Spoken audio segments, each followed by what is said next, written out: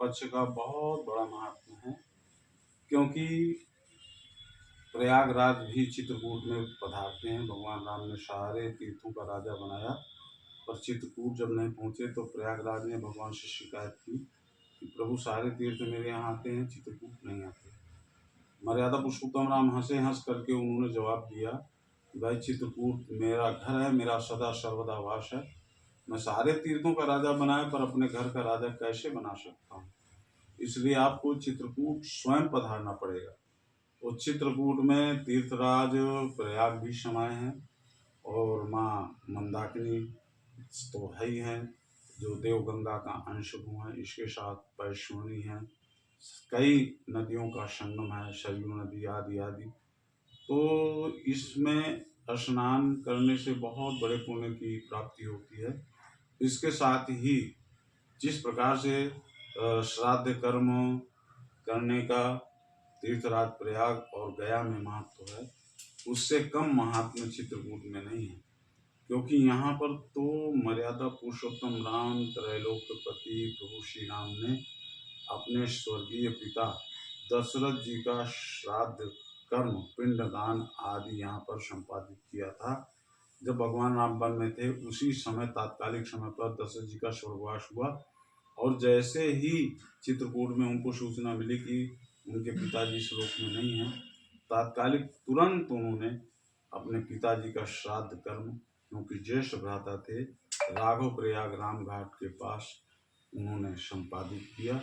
और पिताजी स्वयं आकर के उस समय दशरथ जी स्वयं पधारे और पिंडदान स्वीकार किया। इसलिए जो है चित्रकूट में पिंडदान, श्राद्ध कर्म, पितरों को तर्पण आदि आदि कार्य का बहुत बड़ा फल है, बहुत बड़ी पुण्य लाभ है। इसलिए बहुत बड़ी संख्या में श्रद्धालु जनता जनार्दन अन्यान्य तीर्थों के साथ चित्रकूट भी पधारते हैं, क्योंकि चित्रकूट में बिना श्राद्ध कर्म तर्पण आदि की क्रिया किए बिना उसकी संपूर्ण फल की प्राप्ति नहीं होती है। इसलिए गया प्रयागराज में जाने के बावजूद चित्रकूट का महात्म अपना बहुत ही अनुपम है, अलौकिक है, अद्वितीय है।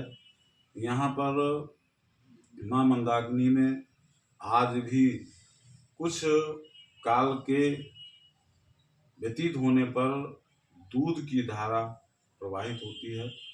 इसको असंख्य लोगों ने दर्शन भी किए, असंख्य लोगों ने सुना भी, और बहुत प्राचीन काल से ही माँ मंदाकिनी में राघव प्रयाग राम घाट में दूध की धारा बहती है, जिसका दर्शन बहुत से लोग प्राप्त करते हैं।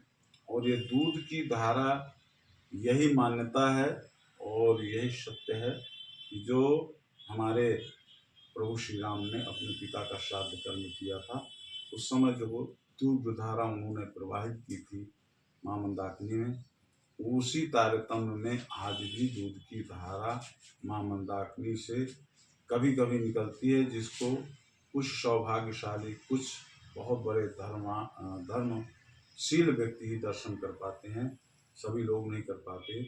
आज भी दूध की धारा माँ मंदाकिनी में उसी क्रम, उसी श्राद्ध कर्म के हिसाब से जो प्रभु श्री राम ने किया आज भी प्रवाहित होती है, जो प्रत्यक्ष उदाहरण है कि यहाँ का श्राद्ध कर्म, यहाँ का पिंडदान, यहाँ का तर्पण अपने आप में अलौकिक है, बहुत ही महत्वपूर्ण।